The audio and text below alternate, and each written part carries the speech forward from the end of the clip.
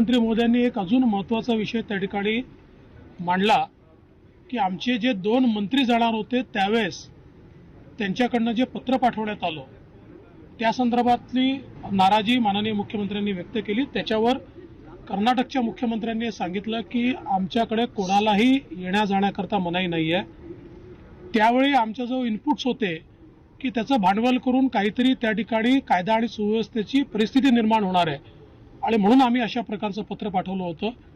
भविष्यात आम्हीच मंत्र्यांना निमंत्रित देखील करू आणि कोणाच्याही येण्या जाण्यावर त्या ठिकाणी कुठलीही बंदी नाही असं अतिशय स्पष्ट त्यांनी केलं आणि त्यांनी सांगितलं की मी स्वतः हे तिथले जे कन्नड चॅनल्स आहेत त्यांच्यामध्ये देखील मी अशा प्रकारचं स्टेटमेंट दिलेलं आहे किंवा कोणालाही आम्ही अडवण्याचं कारण नाही आहे।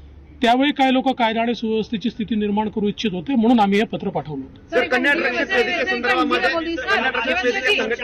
काय चर्चा झाली का? कन्नड वेदिके रक्षक या संदर्भामध्ये काय चर्चा झाली का? कारण धमक्या त्यांनी असं सांगितलेलं आहे की काही संघटना, आता स्पेसिफिक नाव घेऊन नाही सांगितलं, पण त्यांनी सांगितलंय की त्यांच्या इकडे लक्षात आलंय की काही स्पेसिफिक संघटना या जाणीवपूर्वक कायदा आणि सुव्यवस्था तयार झाला पाहिजे, बसेसवर अटॅक करणं, काळं फासणं अशा प्रकारे करतायत। त्यांच्यावर त्यांनी कायदेशीर कारवाई करण्याचं त्या ठिकाणी घोषित केलंय। आम्ही देखील त्यांना सांगितलंय की आमच्याकडे आम्ही कोणालाही असं करू दिलं नाही। ज्यावेळेस तिथे आमच्या गाड्यांवर अटॅक झाला त्यावेळेस इकडेही काही लोकांची ती मानसिकता होती, पण आम्ही त्यांना समजवलं आणि आवश्यकता पडली तर कारवाई केली की आपण एका देशात राहतोय त्याच्यामुळे अशा प्रकारे त्याच्यावर होऊ नये। त्यांनी ते मान्य केलेलं आहे आणि त्यांनी सांगितलंय की अशा प्रकारे जर कोणी करत असेल तर त्याच्यावर आम्ही कारवाई करू आणि त्यांनी ते आयडेंटिफाय देखील केलं। सर, कायदा सुव्यवस्थेचा प्रश्न निर्माण करण्यासाठी एक IPS अधिकाऱ्याची नेमणूक केली जाणार आहे। यापूर्वी बेळगाव आणि सीमा भागामध्ये ज्यावेळेला मराठी अधिकारी होते ते कर्नाटक राज्य सरकारच्या प्रेशरमध्ये काम करायचे, तिथं मराठी माणसांवर अत्याचार होतच होते। आता जो IPS अधिकारी नेमले जातील त्याबाबत काय आचारसंहिता नेमकी असणार आहे? आणि सर त्याच्यामध्ये केसेस जे दाखल केलेले आहेत ते पण काही मागे घेतले जाते? एकच यातला महत्वाचा विषय काय आहे की पहिल्यांदा केंद्र सरकारने हस्तक्षेप केला आहे आणि केंद्र सरकारने दोन्ही राज्यांना एकत्रित बोलवलेलं आहे। त्याच्यामुळे आता ही जी 3 मंत्र्यांची समिती केली आहे ती याच विषयांकरता केलेली आहे, कारण दोन्ही राज्यांनी आपली भूमिका कुठेही कमी केलेली नाही। आम्ही पण आपली भूमिका मागे घेतलेली नाही। जी भूमिका आमची सुप्रीम कोर्टमध्ये आहे त्या भूमिकेने सुप्रीम कोर्टमध्ये आम्ही लढणारच आहोत, परंतु सुप्रीम कोर्टाचा निर्णय येतपर्यंत ही जी काही परिस्थिती निर्माण होते, मग कधी त्या ठिकाणी केसेस लावल्या जातात, कधी त्या ठिकाणी मराठीचा विषय येतो, कधी शाळा बंद करण्याचा विषय येतो, अशा सगळ्या विषयांमध्ये ही जी 3 मंत्र्यांची समिती आहे ही समिती या विषयाच्या खालपर्यंत जाईल आणि यातनं मार्ग काढेल आणि आवश्यकता असली तर केंद्र सरकारही त्याच्यामध्ये आम्हाला मदत करेल। हा देखील एक महत्वाचा विषय आहे। दुसरं एक अजून मला असं वाटतं की या ठिकाणी सांगितलं पाहिजे की माननीय मुख्यमंत्र्यांनी एक अजून केंद्रीय गृहमंत्री महोदयांना विनंती केली की कर्नाटक आणि महाराष्ट्रामधला जो काही डिस्प्यूट चाललेला आहे याच्यामध्ये केंद्र सरकारची सुप्रीम कोर्टातली भूमिका न्यूट्रल असली पाहिजे, ती कुठल्याही राज्याच्या बाजूची असू नये आणि तेही त्यांनी मान्य केलं की केंद्र सरकार याच्यामध्ये फॅसिलिटेट करेल। कुठल्याही राज्याच्या बाजूची भूमिका ही केंद्र सरकार घेणार नाही, कारण मागच्या काळामध्ये एकदा कर्नाटकने आरोप केला होता की महाराष्ट्राच्या बाजूने केली। आता एक 4-5 वर्षापूर्वी 6 वर्षापूर्वी मला असं वाटतं की आपल्याकडे असं हे झाला होता की 14 साली काहीतरी एक केंद्राने ॲफिडेव्हिट केला जे कर्नाटकला फायदा देणार आहे। त्यामुळे आम्ही हे सांगितलं की असं या 2 राज्यांचा डिस्प्यूट आहे त्याच्यामध्ये कोणाची बाजू न घेता न्यायाची बाजू ही केंद्र सरकारची असली पाहिजे।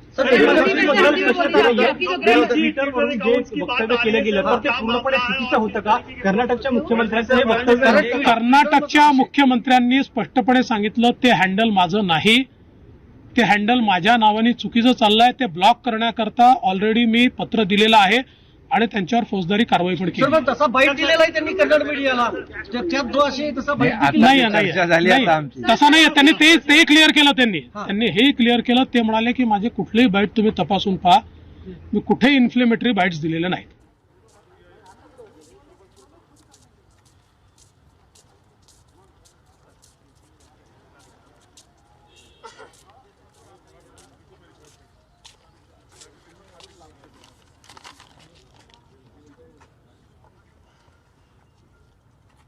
मित्रों, आज हाल ही में जो कर्नाटक और महाराष्ट्र राज्य के बीच में सीमा को लेकर विवाद उत्पन्न हुआ था। इस विवाद की समाप्ति और इसके संविधान सम्मत मार्ग के लिए मैंने महाराष्ट्र के मुख्यमंत्री, उप मुख्यमंत्री और कर्नाटक के मुख्यमंत्री, गृहमंत्री और वरिष्ठ साथियों को आज यहाँ पर बुलाया था। दोनों पक्षों के साथ भारत सरकार के गृह विभाग के ऑफिसर की उपस्थिति में बहुत अच्छे माहौल में बात हुई है। दोनों मुख्यमंत्रियों ने सकारात्मक अप्रोच रखा है और कुल मिलाकर इस बात पर सहमति हुई है कि डिस्प्यूट के रास्ते और डिस्प्यूट का समाधान लोकतंत्र के अंदर रोड पर नहीं हो सकता, संविधान सम्मत मार्ग से हो सकता है। तो अतः कुछ फैसले हुए हैं जो मैं आपको बताना चाहता हूं। सबसे पहले, जब तक सुप्रीम कोर्ट का इस बारे में निर्णय नहीं आता, कोई भी राज्य इसके बारे में एक दूसरे राज्य पर क्लेम या तो डिमांड जनरेट नहीं करेगा। दूसरा, दोनों राज्यों के मिलाकर दोनों ओर से 6 मंत्री बैठेंगे और इस पर डिटेल नीचे तक परकोलेशन किस प्रकार से हो, इसकी चिंता और चर्चा करेंगे। छोटे छोटे और कई मुद्दे भी हैं दो राज्यों के बीच में, जो पड़ोसी राज्यों में आमतौर पर देखे जाते हैं। ऐसे मुद्दों का निवारण भी ये 3 मंत्री दो ओर से जो है वो ही करेंगे।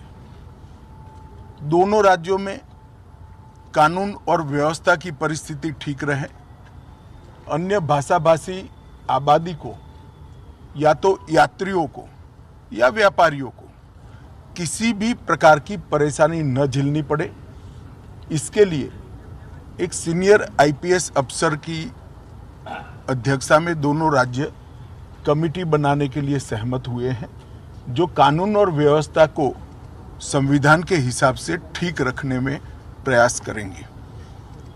जब मामलों की चर्चा भी हुई तो ये भी ध्यान में आया है कि पूरे मामले में फेक ट्विटर ने भी बहुत बड़ा रोल निभाया है। कुछ फेक ट्विटर्स सर्वोच्च नेताओं के नाम से जनरेट किए गए और इसको फैला दिए गए हैं। और ये मामला बहुत गंभीर इसलिए है कि इस प्रकार के ट्विटर से दोनों ओर की जनता की भावनाएं उद्वेलित होती हैं और घटनाएं जन्म लेती हैं।